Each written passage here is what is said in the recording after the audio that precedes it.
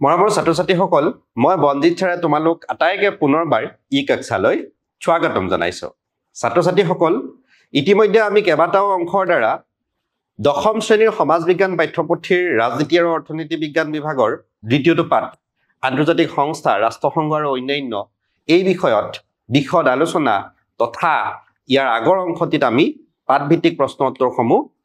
কৰিছো আজিৰ এই অংশটিৰ জৰিয়তে ৰৈ যোৱা প্ৰশ্নসমূহৰ আমি উত্তৰসমূহ কৰিবৰ কাৰণে যত্ন কৰিম আহাচোন আমি পোনপটীয়াকৈ প্ৰশ্ন উত্তৰৰ ফালে যাওঁ এই দীঘল উত্তৰৰ প্ৰশ্নসমূহত তোমালোকৰ কাৰণে প্ৰথমটো প্ৰশ্ন আছে যে ৰাষ্ট্ৰসংঘ গঠনৰ উদ্দেশ্য আৰু ইয়াৰ নীতি কেইটা আলোচনা কৰা আমাক আলোচনা কৰিব দিছে ৰাষ্ট্ৰসংঘ গঠনৰ উদ্দেশ্য আৰু নীতি কেইটা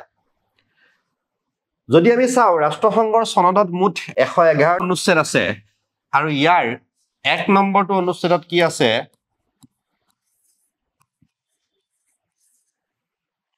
ৰাষ্ট্ৰসংঘৰ 4টা উদ্দেশ্য সন্নিবিষ্ট হৈছে মানে যুক্ত হৈছে ৰাইট সো 111টা অনুচ্ছেদৰ প্ৰথমটো অনুচ্ছেদৰ জৰিয়তে আমি 4টা উদ্দেশ্যৰ কথা পাব পাৰো প্ৰথমটো উদ্দেশ্য হ'ল আন্তঃৰাষ্ট্ৰীয় শান্তি আৰু নিৰাপত্তা বজাই ৰখা ৰাষ্ট্ৰসংঘৰ মূল কাৰ্যই হৈছে বিশ্বত যাতে কোনো এখন দেশেই আত্মনিয়ন্ত্ৰিত হৈ নাথাকি তেওঁলোকে কি কৰে যুদ্ধৰ নিচিনা এটা পৰিবেশৰ সূচনা কৰে এই সূচনা কৰিব যাতে নোৱাৰে এই ক্ষেত্ৰত ৰাষ্ট্ৰসংঘই সদায় সচেষ্ট হৈ থাকিব প্ৰথমটো উদ্দেশ্য বুজি পাইছা যে আন্তঃৰাষ্ট্ৰীয় শান্তি আৰু নিৰাপত্তা বজাই ৰখাটো ৰাষ্ট্ৰসংঘৰ মূল দায়িত্ব বা এইটো হৈছে ৰাষ্ট্ৰসংঘৰ প্ৰথমটো আৰু প্ৰধানটো উদ্দেশ্য ৰাইট দ্বিতীয়টো হৈছে সমান অধিকাৰ আত্মনিয়ন্ত্ৰণৰ ভিত্তিত দেশসমূহৰ মাজত বন্ধুত্বপূৰ্ণ সম্পৰ্ক স্থাপন কৰা সমান অধিকাৰ প্ৰত্যেকখন দেশেই সমানে অধিকাৰ ভোগ কৰি থাকিব কোনো এখন দেশ সৰু কোনো এখন দেশ ডাঙৰ কোনো এখন দেশ আগত কোনো এখন দেশ পিছত এই ক্ষেত্ৰত আমি কেতিয়াও বাজ বিচাৰ নকৰো প্ৰত্যেকখন দেশেই সমান অধিকাৰ ভোগ কৰিব লগত কি থাকিব তেওঁলোক আত্মনিয়ন্ত্ৰিত হৈ থাকিব যদিও ইখন দেশে আন এখন দেশৰ ওপৰত প্ৰতিশোধ পৰায়ণতা বা যিকোনো ক্ৰোধ বা ঈৰ্ষামূলক ব্যৱস্থা গ্ৰহণ কৰিবৰ কাৰণে ইচ্ছা প্ৰকাশ কৰে তথাপিও কি কৰিব লাগিব যেহেতু ৰাষ্ট্ৰসংঘ বৰ্তি আছে গতিকে ৰাষ্ট্ৰসংঘৰ হেতুকে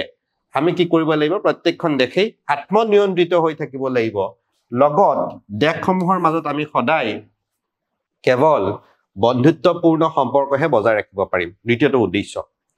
তৃতীয়টো উদ্দেশ্যৰ ফালে আহিছো আন্তঃৰাষ্ট্ৰীয় সহযোগিতাৰ ভিত্তিত অৰ্থনৈতিক সামাজিক আৰু সাংস্কৃতিক সমস্যাসমূহৰ সমাধান আৰু প্ৰত্যেকজন ব্যক্তিয়ে যাতে মানৱ অধিকাৰ আৰু মৌলিক অধিকাৰ উপভোগ কৰিব পাৰে তাৰ ব্যৱস্থা কৰা আৰু আন্তঃৰাষ্ট্ৰীয় সহযোগিতাৰ ভিত্তিত অৰ্থাৎ ইখন দেশে আন এখন দেশক সহায় কৰিব লাগিব কিহৰ ক্ষেত্ৰত যাতে দেশত থকা প্ৰত্যেকজন নাগৰিকে কি কৰিব পাৰে তেওঁলোকে কি কৰিব পাৰে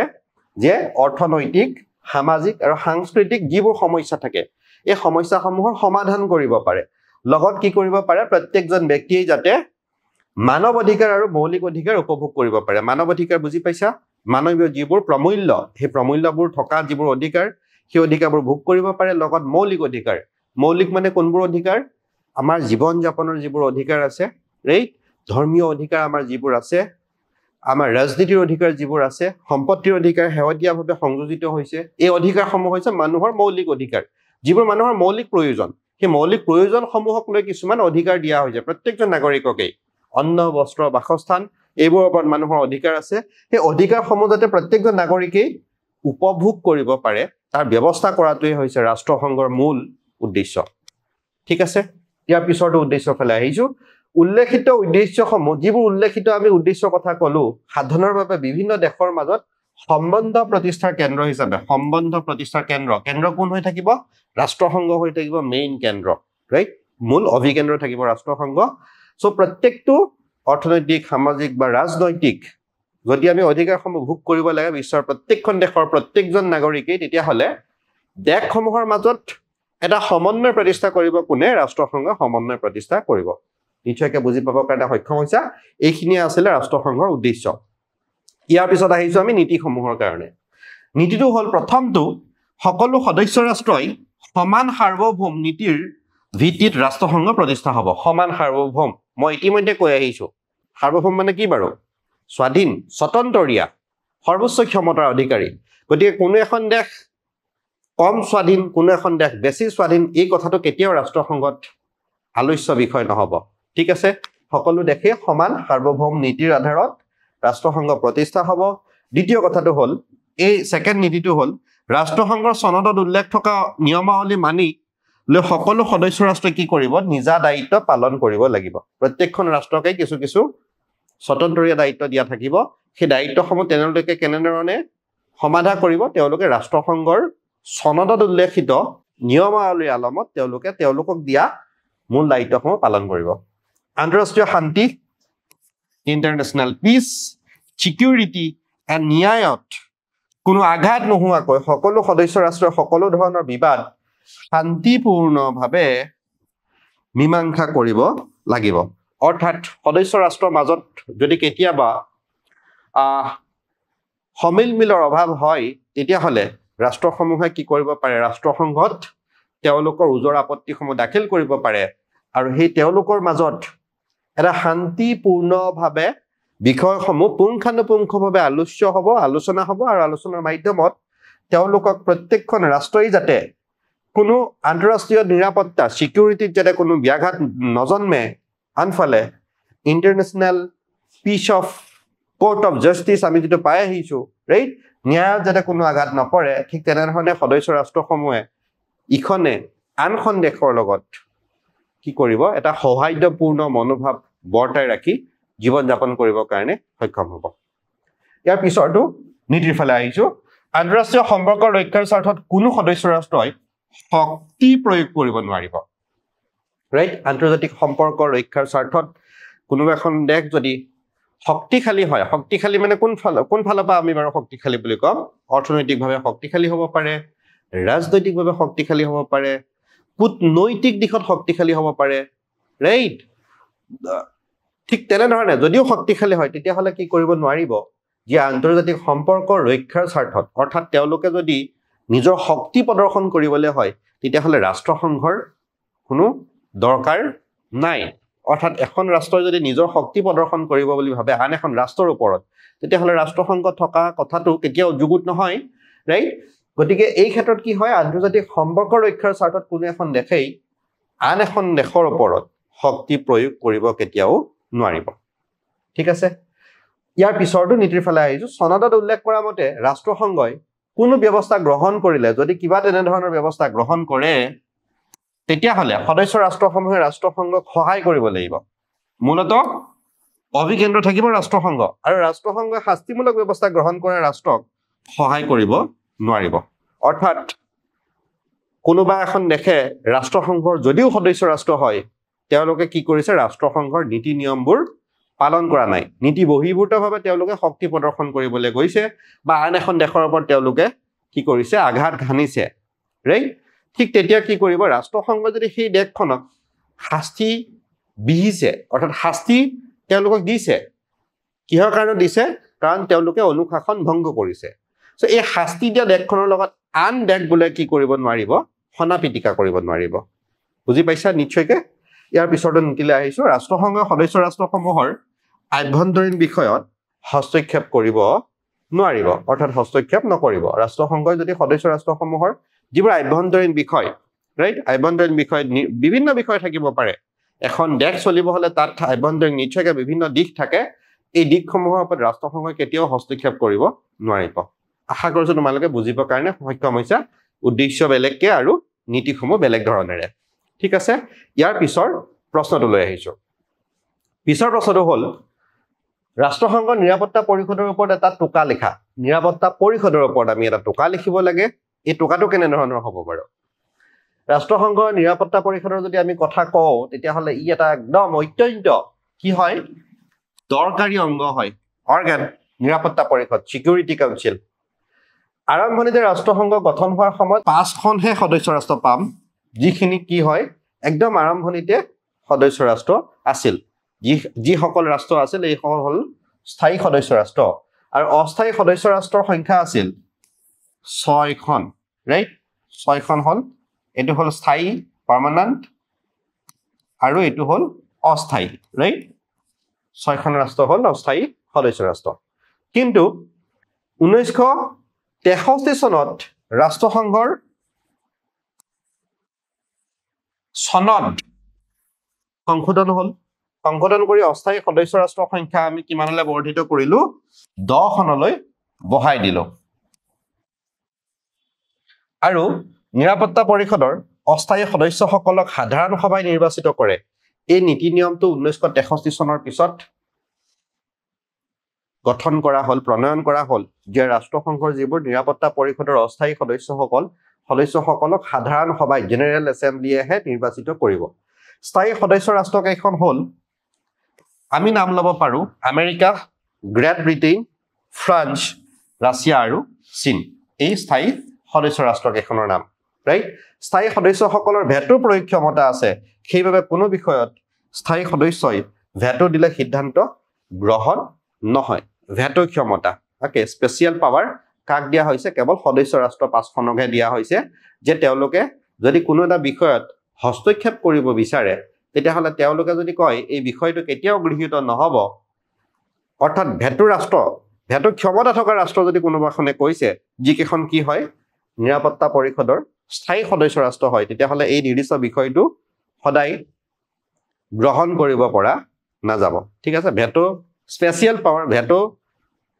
প্ৰযোজ্য কৰিব ক্ষমতা কেৱল ৰাষ্ট্ৰসংঘৰ স্থায়ী ৰাষ্ট্ৰসমূহৰহে আছে ঠিক আছে টকাটো নিশ্চয়কৈ বুজি পাবৰ কাৰণে সক্ষম হৈছে ইয়াৰ পিছৰ প্ৰশ্নটোলৈ আহিছো বিশ্ব শান্তিৰ বাবে ৰাষ্ট্ৰসংঘই লোৱা পদক্ষেপসমূহ আলোচনা কৰা বিশ্বৰ শান্তিৰ কাৰণে বিশ্বৰ এটেলৰিজ যদি আমি ৱৰ্ল্ড ওয়াইড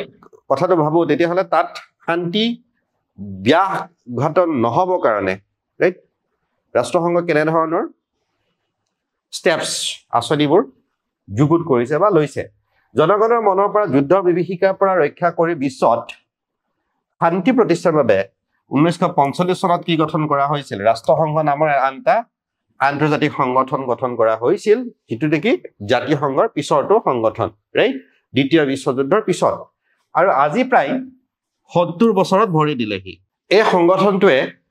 আজি প্ৰায় 70 বছৰ বুলি যদিও ইয়াত উল্লেখ কৰিছে তেতিয়াহলে যদি আমি আজিৰ তাৰিখটো গণনা কৰি চাও তেতিয়াহলে ইয়াৰ এই সংখ্যাটো হ'বগৈ 80 বছৰ ঠিক আছে প্ৰায় 80 বছৰ ভৰি দিলেহি গতিকে এই সুদীৰ্ঘ 80 বছৰে ৰাষ্ট্ৰসংঘই বিশ্বত সমস্যা জৰ্জৰিত বিভিন্ন বিষয়ত এটা শান্তিৰ বাতাবৰণ আনি সকলো সমস্যা কি কৰিছে আলোচনা আৰু বুজাবুজিৰে সমাধান কৰিবৰ কাৰণে উল্লেখযোগ্য ভূমিকা গ্ৰহণ কৰিছে কোনে কৰিছে ৰাষ্ট্ৰসংঘই উল্লেখযোগ্য ভূমিকা গ্ৰহণ কৰিছে অৰ্থাৎ আমি বিগত 80 বছৰৰ যদি কাৰ্যকাল চাও তেতিয়াহলে দ্বিতীয় বিশ্বযুদ্ধৰ পিছত বিশ্বত ৰাইট প্ৰত্যেকটো মুহূৰ্ততে এনেকুৱা লাগে যে তৃতীয় বিশ্বযুদ্ধৰ সূচনা হ'ব কিন্তু ৰাষ্ট্ৰসংঘই এটা মূল ভূমিকা পালন কৰি আছে তেওঁলোকে কি কৰিছে যিকোনো সমস্যা জৰ্জৰিত যদি তেনেকুৱা কিবা কথা বতৰা আহে তেতিয়াহলে তেওঁলোকে খুব ধুনীয়াকৈ আলোচনাৰ মাধ্যমত মোকাবিলা কৰিবৰ কাৰণে যত্ন কৰে যোৱা কেইটামান দশকত আমি নিৰস্ত্ৰীকৰণৰ জৰিয়তে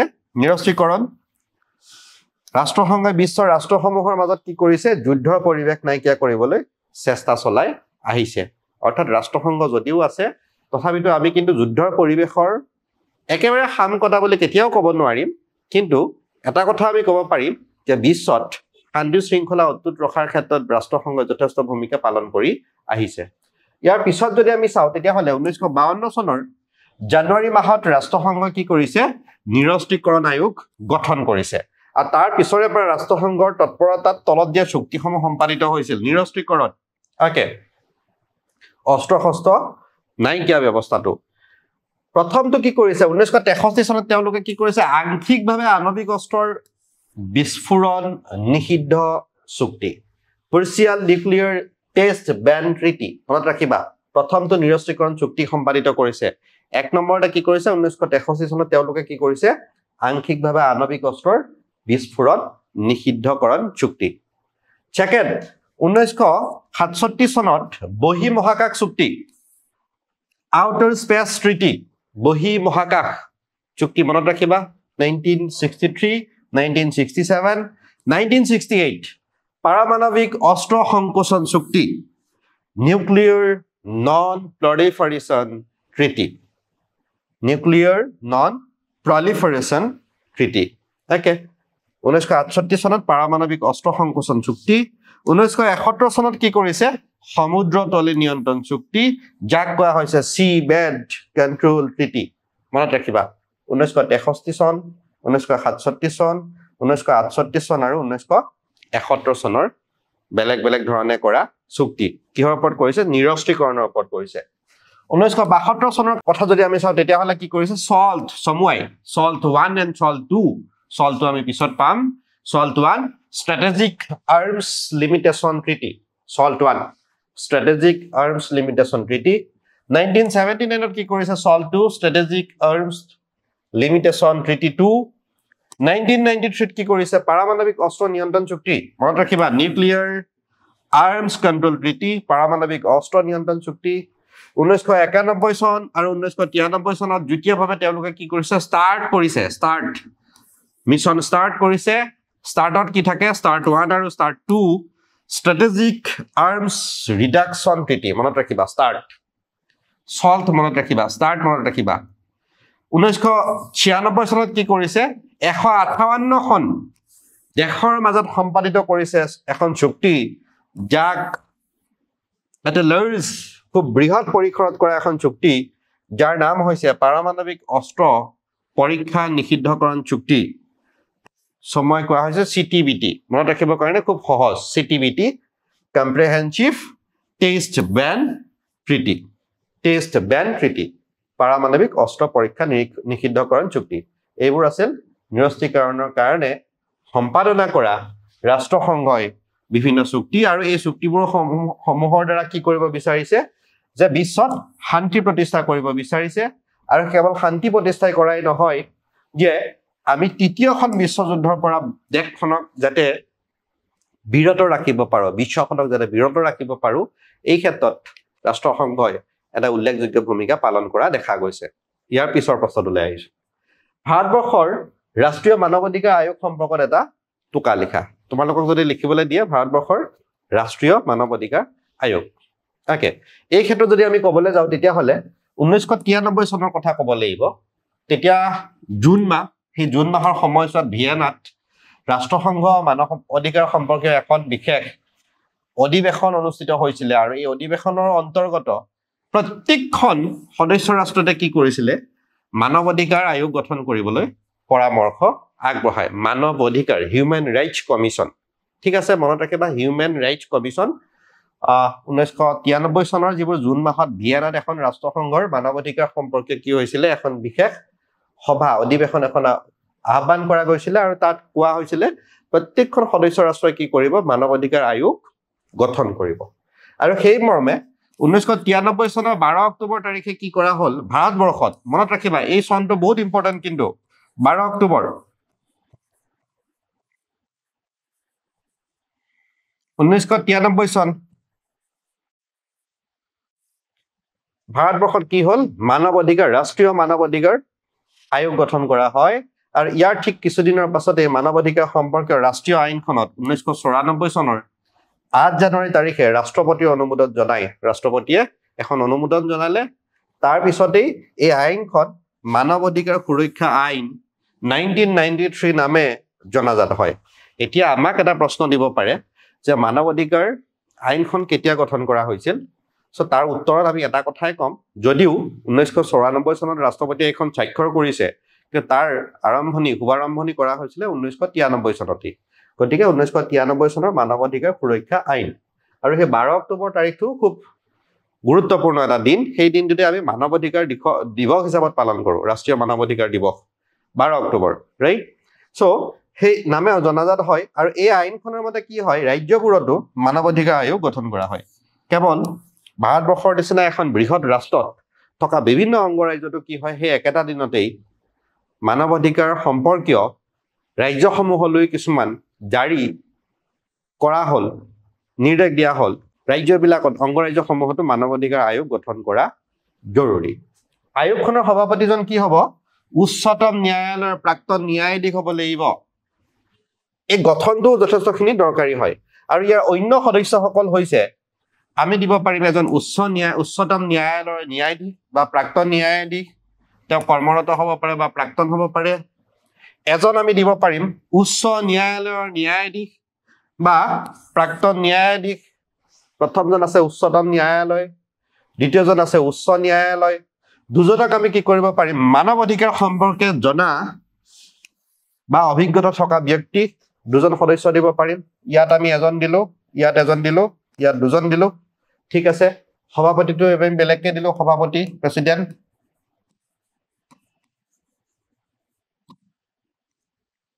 ৰাইট, সভাপতিজনক আমি উচ্চতম ন্যায়ালয়ৰ পৰা দিলো, প্ৰাক্তন মুখ্য ন্যায়াধীশ, মুখ্য ন্যায়াধীশ। ইয়াত কৈছে ন্যায়াধীশ, মনত ৰাখিবা। আৰু এইবোৰৰ উপৰিও আমি কি কৰিব পাৰিম? সংখ্যালঘু আয়োগৰ সভাপতিক আমি আনিব পাৰিম, অনুসূচিত জাতি আৰু জনজাতিৰ ৰাষ্ট্ৰীয় আয়োগৰ সভাপতিজনক আমি আনিব পাৰিম, বা আমি ৰাষ্ট্ৰীয় মহিলা আয়োগৰ সভাপতিকো আমি সদস্য হিচাপে সভ্যৱৰ্তী দিব পাৰিম। ঠিক এনেধৰণে আমি গঠন কৰিব পাৰিম। আৰু ইয়াৰে যিবোৰ সদস্য আমি নিয়োগ কৰিম বা নিৰ্বাচিত কৰিম, মনোনীত কৰিম, এই সকলো সদস্যৰে কাৰ্যকাল কিমান থাকিব?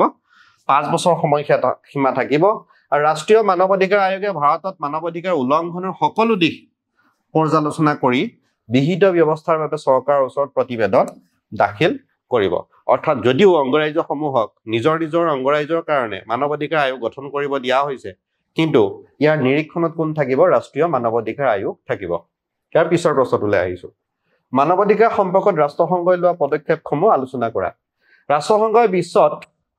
ৰাষ্ট্ৰসমূহৰ মাজত শান্তিপূৰ্ণ বাতাবৰণ প্ৰতিষ্ঠাৰ ক্ষেত্ৰত যিদৰে আগভাগ লৈছে, ঠিক তেনেদৰে বিশ্বত প্ৰত্যেকজন মানুহে যাতে মৰ্যাদাপূৰ্ণ জীৱন যাপন, একদম আৰম্ভণিতে আমি পাতি আহিছো, মৰ্যাদাপূৰ্ণ জীৱন যাপন কৰিব পাৰে, আৰু ইয়াৰ বাবে প্ৰয়োজনীয় হোৱা যিকোনো ধৰণৰ অধিকাৰ সুৰক্ষা দিয়াৰ ব্যৱস্থাও কৰিছে। অৰ্থাৎ আমি যদি চাওঁ, ৰাষ্ট্ৰসংঘই কেৱল ৰাষ্ট্ৰসমূহত শান্তি প্ৰতিষ্ঠা কৰাই নহয়, ৰাষ্ট্ৰৰ সম্পৰ্কত যথেষ্টখিনি কথা মানৱ অধিকাৰ আয়োগে বা ৰাষ্ট্ৰসংঘই ৰাষ্ট্ৰ সম্পৰ্কত যথেষ্টখিনি কথা ৰাষ্ট্ৰসংঘই সাঙুৰি লৈছে। কিন্তু তাৰ লগতে একে সময়তে তেওঁলোকে কি কৰিছে? ব্যক্তি বিশেষকো গুৰুত্ব দিয়া দেখা গৈছে, যে প্ৰত্যেকজন ব্যক্তিয়ে এটা মৰ্যাদাপূৰ্ণ জীৱন যাপন কৰিব পাৰে, আৰু সেই জীৱন যাপন কৰাৰ নিমিত্তে তেওঁলোকৰ প্ৰয়োজনীয় যিকোনো অধিকাৰ,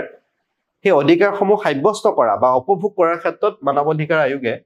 বা ৰাষ্ট্ৰসংঘই যথেষ্টখিনি গুৰুত্বপূৰ্ণ ভূমিকা পালন কৰা, প্ৰদৰ্শন কৰা দেখা গৈছে। এই উদ্দেশ্য আগত ৰাখি কি হৈছে? ৰাষ্ট্ৰসংঘৰ সাধাৰণ সভাই, যাক আমি জেনেৰেল এছেম্বলি বুলি কওঁ, 1948 চনৰ 10 ডিচেম্বৰত কি কৰিছে? 48খন সদস্য ৰাষ্ট্ৰৰ সমৰ্থনত কি কৰিছে? মানৱ অধিকাৰ ঘোষণা পত্ৰ গ্ৰহণ কৰিছে। মানৱ অধিকাৰ ঘোষণা পত্ৰ, মনত ৰাখিবা, মানৱ অধিকাৰ ঘোষণা পত্ৰ এইটো বেলেগ হয়, মানৱ অধিকাৰ আয়োগ সেইটো বেলেগ হয়, ৰাষ্ট্ৰসংঘ সম্পূৰ্ণকৈ পৃথক হয়। ৰাইট, এই গোটেইবোৰ একেবাৰে সনা পিটিকা কৰি নিদিবা। ঠিক আছে, এই প্ৰস্তাৱনা আৰু 30টা অনুচ্ছেদ সন্মিলিত হৈ এই ঘোষণা পত্ৰই মূলতঃ দুটা উদ্দেশ্য সাধন কৰিছে। সেই উদ্দেশ্য দুটা কি কি? প্ৰথমটো উদ্দেশ্য হ'ল বিশ্বৰ জনগণৰ বাবে প্ৰয়োজনীয় অধিকাৰসমূহ এই ঘোষণা পত্ৰত সন্নিৱিষ্ট কৰা হৈছে। প্ৰত্যেকজন নাগৰিকৰ কাৰণে যেনে ধৰণৰ অধিকাৰ দৰকাৰী হয়, ৰাজনৈতিক অধিকাৰ, ধৰ্মীয় অধিকাৰ, সাংস্কৃতিক আৰু শিক্ষাৰ অধিকাৰ, ৰাইট, ঠিক প্ৰত্যেক ধৰণৰ অধিকাৰসমূহ সন্নিৱিষ্ট কৰি থোৱা হ'ব। ক'ত থোৱা হ'ব? ৰাষ্ট্ৰীয় মানৱ অধিকাৰ ঘোষণা পত্ৰত। ঠিক আছে, এই ঘোষণা পত্ৰত উল্লেখিত অধিকাৰসমূহ সদস্য ৰাষ্ট্ৰসমূহে স্বীকৃতি দিছে। অৰ্থাৎ মানৱ অধিকাৰ ঘোষণা পত্ৰ এখন ৰাষ্ট্ৰীয় বা বিশ্বৰ পৰিপ্ৰেক্ষিতত ৰচনা কৰা এটা বিষয়। ঠিক আছে, ঠিক এই সুবিধাসমূহ যাতে বিশ্বৰ প্ৰত্যেকজন নাগৰিকেই সুবিধা লাভ কৰিব পাৰে, সুবিধাসমূহ ভোগ কৰিব পাৰে, এই ক্ষেত্ৰত সদস্য ৰাষ্ট্ৰসমূহে কি কৰিছে? স্বীকৃতি দিছে। ঘোষণা পত্ৰত উল্লেখ থকা অধিকাৰসমূহ ৰাষ্ট্ৰসংঘৰ সদস্য ৰাষ্ট্ৰৰ ক্ষমতা আৰু কাৰ্যাৱলী ওপৰত সীমাবদ্ধতা আনিছে। ঘোষণা পত্ৰত উল্লেখ থকা অধিকাৰসমূহে যিবোৰ অধিকাৰৰ কথা উল্লেখ কৰা হৈছে, প্ৰত্যেকজন নাগৰিকৰ কাৰণে যেনে ধৰণৰ অধিকাৰ প্ৰয়োজন, সেই অধিকাৰসমূহ যে উল্লেখ কৰা হৈছে, সেই অধিকাৰসমূহে কি কৰিছে? প্ৰত্যেকজন ৰাষ্ট্ৰসংঘৰ সদস্য ৰাষ্ট্ৰৰ যিবোৰ বিষয়ববীয়া, তেওঁলোকৰ ক্ষমতা আৰু কাৰ্যাৱলীৰ ওপৰত কিছু পৰিমাণে ক্ষমবদ্ধতা আনিছে। আৰু নীতিগতভাৱে যদি আমি এইবোৰ কথা চাওঁ, তেতিয়াহ'লে অধিকাৰসমূহক কোনেও যাতে আওকাণ কৰিব নোৱাৰে, অ'কে, দেশৰ নাগৰিকক এই অধিকাৰসমূহৰ পৰা যাতে বঞ্চিত কৰিব নোৱাৰে, আৰু শান্তি আৰু নিৰাপত্তা ৰক্ষা কৰাৰ ক্ষেত্ৰতো সম্ভৱ নহয়, তাক ৰাষ্ট্ৰসংঘই এই ঘোষণা পত্ৰৰ যোগেদি স্পষ্ট কৰি দিছে। অৰ্থাৎ অধিকাৰ কেৱল দি থোৱাই নহয়, এই অধিকাৰসমূহ যাতে সৰ্বাংগীন বিকাশৰ কাৰণে প্ৰত্যেকজন নাগৰিকেই ভোগ কৰিব পাৰে, লাভ কৰিব পাৰে, কাৰ্যক্ষেত্ৰত ৰূপায়ণ কৰিব পাৰে এই ক্ষেত্ৰত ৰাষ্ট্ৰীয় মানৱ অধিকাৰ ঘোষণাপত্ৰ লগত ৰাষ্ট্ৰসংঘই যথেষ্টখিনি গুৰুদায়িত্ব বহন কৰা দেখা গৈছে অৰ্থাৎ তোমালোকে এই প্ৰশ্নটিৰ উত্তৰ পাবৰ কাৰণে সক্ষম হৈছা প্ৰশ্নটি আছিল মানৱ অধিকাৰ সম্পৰ্কত ৰাষ্ট্ৰসংঘই লোৱা পদক্ষেপসমূহ আলোচনা কৰা আমি একাষাৰতে ক'ব পাৰিম যে 1948 চনৰ 10 ডিসেম্বৰ তাৰিখে তেওঁলোকে কি কৰিছে 48 খন সদস্য ৰাষ্ট্ৰক লৈ আৰু তেওঁলোকৰ সমৰ্থনত মানৱ অধিকাৰ ঘোষণাপত্ৰ গ্ৰহণ কৰিছে আৰু এই ঘোষণাপত্ৰৰ জৰিয়তে মূলত দুটা কথা তেওঁলোকে ক'ব বিচাৰিছে যে ইয়াত সন্নিবিষ্ট হৈ থকা যিবোৰ জনগণ সেই জনগণসমূহৰ প্ৰয়োজনীয় অধিকাৰসমূহ এই ৰাষ্ট্ৰীয় মানৱ অধিকাৰ ঘোষণাপত্ৰৰ জৰিয়তে তেওঁলোকে সাব্যস্ত কৰিব পাৰিব প্ৰথম কথা আৰু দ্বিতীয়তে ক'ব বিচৰা হৈছে এই অধিকাৰসমূহ দিয়াই নহয় এই অধিকাৰসমূহক প্ৰত্যেকখন সদস্য ৰাষ্ট্ৰই স্বীকৃতি দিছে ঠিক আছে তাৰ পিছত ক'ব বিচৰা হৈছে যে ৰাষ্ট্ৰীয় মানৱ অধিকাৰ ঘোষণাপত্ৰত যিবোৰ অধিকাৰ ৰাষ্ট্ৰসংঘৰ সদস্য ৰাষ্ট্ৰৰ কাৰণে নিৰ্ধাৰণ কৰি থোৱা হৈছে এই নিৰ্ধাৰিত অধিকাৰসমূহে কি কৰিব প্ৰত্যেকখন ৰাষ্ট্ৰৰ অৰ্থাৎ সদস্য ৰাষ্ট্ৰসমূহৰ যিবোৰ ক্ষমতা আৰু কাৰ্যাৱলী আছে সেই ক্ষমতা আৰু কাৰ্যাৱলীত সীমাবদ্ধতা আনিব লিমিটেশনছ আনিব ৰাইট ৰাষ্ট্ৰীয় মানৱ অধিকাৰ ঘোষণাপত্ৰৰ আলমতহে তেওঁলোকে তেওঁলোকৰ নিজৰ কাৰ্যক্ষমতাবোৰ প্ৰয়োগ কৰিব পাৰিব ঠিক আছে আৰু একেবাৰে শেষত আমি ক'ব বিচৰা হৈছে যে যিবোৰ নীতিগতভাৱে এই অধিকাৰসমূহক কোনেও যাতে নীতিৰ ভিতৰত থাকি অৰ্থাৎ আইনী প্ৰক্ৰিয়াৰ মাজত থাকি কোনেও যাতে আওকাণ কৰিব নোৱাৰে বা কোনেও এই অধিকাৰসমূহ ভোগ কৰাৰ পৰা যাতে ইজনে সিজনক বঞ্চিত কৰিব নোৱাৰে অধিকাৰ ভোগৰ ক্ষেত্ৰত যাতে নিৰাপত্তা আৰু শান্তি শৃংখলা সদায় অটুট থাকে এই আটাইবোৰ দিশ সামৰি সৰ্বাংগীনভাৱে সৰ্বতো প্ৰকাৰৰ বিকাশৰ হেতুকে নাগৰিকে যাতে মানৱ অধিকাৰ ভোগ কৰিব পাৰে এই ক্ষেত্ৰত মানৱ অধিকাৰ ৰাষ্ট্ৰীয় মানৱ অধিকাৰ আয়োগ বা ৰাষ্ট্ৰসংঘই লোৱা মানৱ অধিকাৰ ঘোষণাপত্ৰ এটা উল্লেখনীয় দিশ বুলি আমি ক'ব পাৰিম গতিকে মৰমৰ ছাত্ৰ ছাত্ৰীসকল এই পাঠৰ প্ৰশ্ন উত্তৰসমূহ ইমানেই আছিল আশা কৰিছো এই পাঠভিত্তিক প্ৰশ্ন উত্তৰসমূহৰ দ্বাৰা তোমালোক নিশ্চয় লাভান্বিত হ'বা পৰৱৰ্তী পৰ্যায়ত ঠিক এনেধৰণৰ বিষয়বস্তুসমূহ লৈ আমি আকৌ তোমালোকৰ সন্মুখত লৈ আহিম আজিলৈ ইমানতে এৰিছো ধন্যবাদ